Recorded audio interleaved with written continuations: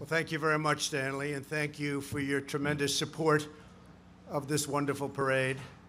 Today, we come together as one nation to salute the veterans of the United States Armed Forces, the greatest warriors to ever walk the face of the earth. Our veterans risked everything for us. Now it is our duty to serve and protect them every single day of our lives. It is truly an honor to come back to New York City, right here at Madison Square Park, to be the first president ever to attend America's parade.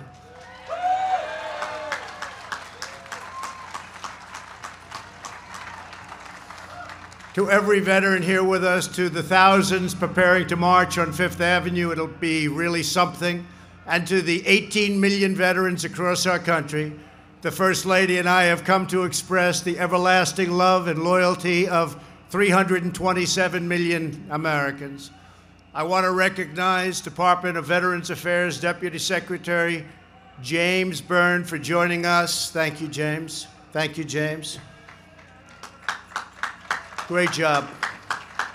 Pleased to report that our administration and all of the work that we've done, the veteran satisfaction with the VA is at 90%. It's the highest rate ever recorded in the history of this particular program, and that's awfully good, and we're very proud of you and the Secretary. Thank you very much. Great job. Also with us is New York City Mayor Bill de Blasio. Thank you very much, Mr. Mayor. Thank you. Along with many other distinguished guests.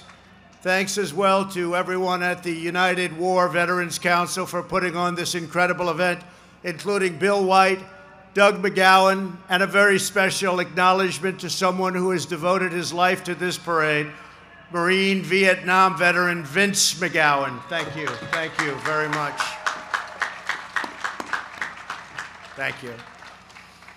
Thanks to each of you and all of the supporters whose generosity make this parade possible. Tremendous amounts of work has been done, and tremendous, frankly, amounts of money has been donated, and we appreciate it, and we appreciate Stanley. We're very glad to be joined as well by the Honorary Grand Marshal of the parade, Marine Corps Commandant General David Berger, and the Sergeant Major of the Marine Corps, Troy Black. Thank you very much. Thank you. Thank you very much. Let us also show our profound appreciation to the 2019 Grand Marshals of the parade who have served in World War II, Korea, Vietnam, the Gulf War, and Iraq. This morning, as more than 30,000 patriotic Americans line the streets of Manhattan, we carry on a noble tradition that began 1 century ago. In 1919, the people of this city filled block after block to welcome home General Pershing and his 25,000 American soldiers after victory in World War I. Just a few years before, many of those soldiers had boarded ships not far from here at Hoboken Port. More than 4 million Americans fought in the Great War, and more than 116,000 made the ultimate sacrifice. At the 11th hour of the 11th day of the 11th month in 1918, the armistice was declared. The war had come to an end, and the Allies achieved a great, great victory. Every year since, on November 11th, we have shared our nation's deepest praise and gratitude to every citizen who has worn the uniform of the American Army, Navy, Air Force, Coast Guard, and Marines. We are profoundly moved to have with us veterans of World War II, including one of the Grand Marshals, Woody Williams. Thank you. Thank you, Woody. Thank you very much, Woody. To each veteran of the war, the glory of your deeds will only grow greater with time. This city is graced by your presence. This nation is forever in your debt, and we thank you all. We're also pleased to be joined by veterans of the Korean War, the Vietnam War, the Gulf War, and the War on Terror. You are the reason our hearts swell with pride, our foes tremble with fear, and our nation thrives in freedom. Would you please stand so that we can honor your heroic service, please?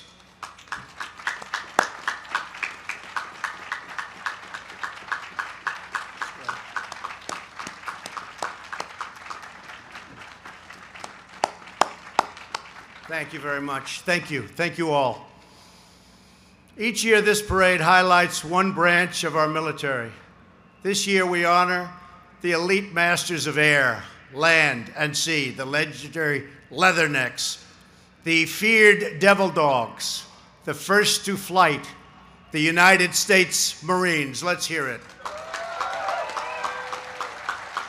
That's great.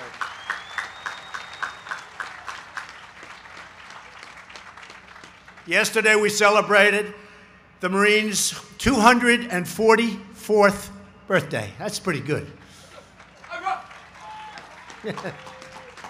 The few and the proud are always faithful, and they always win. I also want to thank the Marine Corps Law Enforcement Foundation, which provides scholarships to children of our fallen heroes. To every Gold Star family, we will stand by your side forever. It is very fitting that the Veterans Day Parade begin right here in New York City. Since the earliest days of our nation, New York has exemplified the American spirit and has been at the heart of our nation's story of daring and defiance.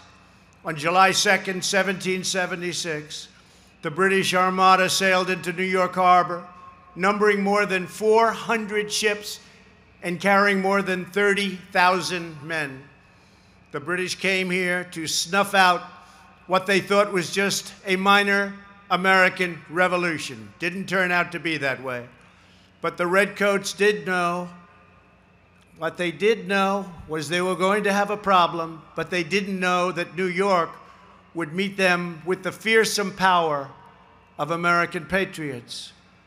In World War I, New York regiments like Harlem Hellfighters, the Lost Battalion, and the Fighting 69th were revered all over the globe. During World War II, 63 million tons of supplies and more than 3 million service members shipped out of New York Harbor. On September 11, 2001, the whole world saw the horror and responded to America's wicked enemies with unwavering courage, unbreakable spirit, and resolve that is deeper than oceans, fiercer than fires, and stronger than steel. Last week, I was honored to award the Presidential Citizens Medal to an extraordinary American, Rick Rescorla. Rick enlisted in the Army at the recruiting center in Times Square, became a great war hero in Vietnam, and then became head of security at Morgan Stanley in the World Trade Center. On September 11th, he saved 2,700 lives before giving his own. Today, we are immensely grateful to be joined by Rick's son, Trevor. Thank you, Trevor. Thank you. Thank you very much. Thank you. To Trevor and every 9/11 family, we pledge to never, ever forget the towering spirit of strength that we see in this city lives within the heart of every American warrior. From the snow of Valley Forge to the jungles of Vietnam, from the forests of Bellewood to the beaches of Normandy, from the mountains of Afghanistan to the deserts of Iraq, that spirit has helped our fighters defeat tyrants, conquer fascism, vanquish communism, and face down terrorism. Just a few weeks ago, American Special Forces raided the ISIS compound and brought the world's #1 terrorist leader to justice. Thanks to American warriors, al-Baghdadi is dead. His second in charge is dead. We have our eyes on #3, His reign of terror is over, and our enemies are running very, very scared. Thank you. Thank you. Those who threaten our people don't stand a chance against the righteous might of the American military. In a few weeks, we will mark the 75th anniversary of the Battle of the Bulge, our nation's bloodiest battle of World War II. More than 47,000 Americans were wounded, and 19,000 gave their last breath for their country. We are proudly joined today by a veteran of the Battle of the Bulge, a native New Yorker who is 94 years old and still going very, very strong, Corporal Jack Foy.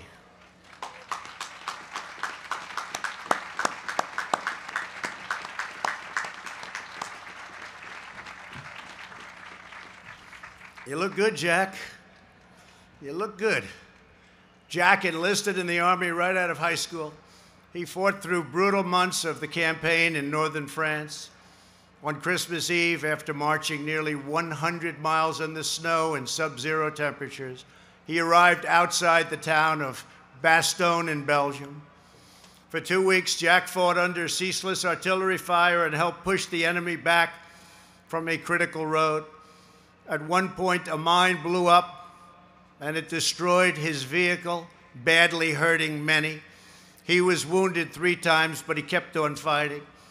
After the Allied victory at the Battle of the Bulge, Jack fought for the remaining 9 months of the war, across the Siegfried Line, up the Mosel River, through the Rhineland, and all the way across Germany until he reached the gates of Ohrdruf concentration camp, the first Nazi camp to be liberated. That was #1. That was a big, big event. As Jack has said about the Battle of the Bulge, when the chips were down and the situation was desperate, the American soldiers stood up to be counted. For a brief moment in history, these men held our nation's destiny in their hands. We did not fail. Thank you very much, Jack. Great. And Corporal Foy, we will forever be proud of what you and your fellow soldiers achieved for all of humanity. Also here with us today is Lauren Matthews, the granddaughter of a Battle of the Bulge veteran who has since passed away. His name was Master Sergeant Roddy Edmonds. Like so many of our veterans, Roddy never talked about the war. Lauren never knew her grandfather's story until she embarked upon a school project about 10 years ago. Roddy was in the 422nd Regiment, which was overwhelmed when the Nazis launched their surprise assault. He and his men fought for 3 treacherous days before being taken as prisoners of war. After they arrived at a prison camp, the German commander sent an order over the loudspeaker. The Jewish American soldiers were all told to step out of line during roll call the next day. Knowing the terrible fate that would come to his Jewish comrades, Roddy immediately said, "We're not doing that." He sent orders to have every American step out of line with their Jewish brothers in arms. The next morning, 1,292 Americans stepped forward. The German commander stormed over to Roddy and said, "They cannot all be Jews." Roddy stared right back. He said, "We are all Jews here." At that point, the German put a gun to Roddy's head and demanded, "You will order the Jews to step forward immediately, or I will shoot you right now through the head." Roddy responded, "Major, you can shoot me, but you'll have to kill us all." Something.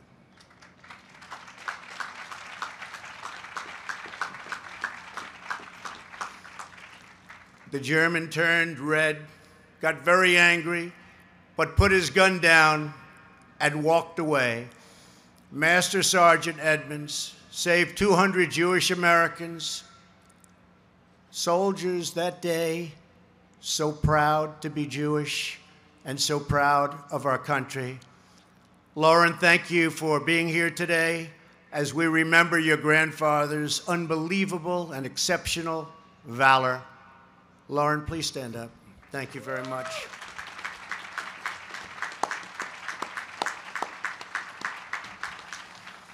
One of the 200 Jewish American soldiers who were saved that fateful day is Staff Sergeant Lester Tanner. Lester is now 96 years old.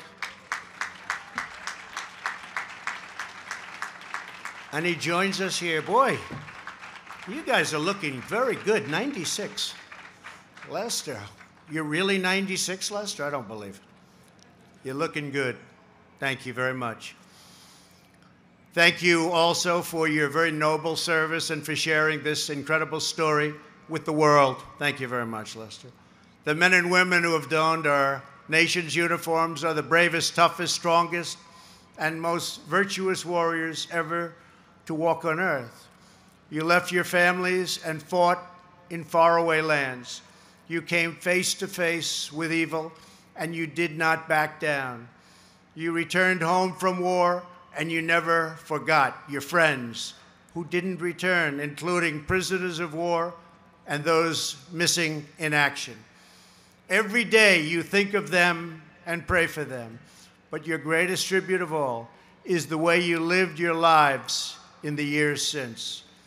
You raised your families, you endured the wounds of war, and you endured the pains of that memory.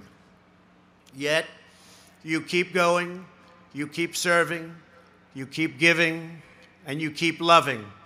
You volunteer at your local veterans post, and you keep in touch with your battle comrades.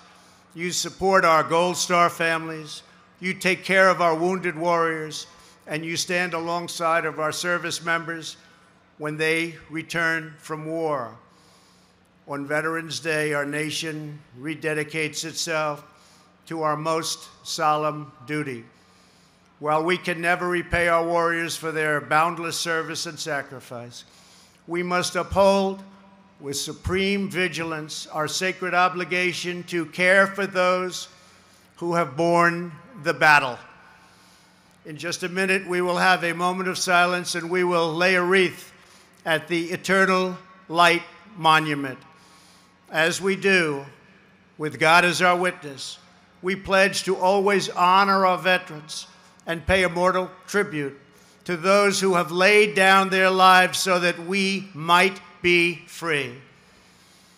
Together, we must safeguard what generations of fearless patriots gave everything to secure. We will protect our liberty, uphold our values, and defend our home. We will ensure that righteous legacy of America's veterans stands as a testament to this nation from now until the end of time. To every veteran here today and all across our land, you are America's greatest living heroes, and we will cherish you now, always, and forever. Thank you. God bless our veterans, and God bless America. Thank you. Thank you very much.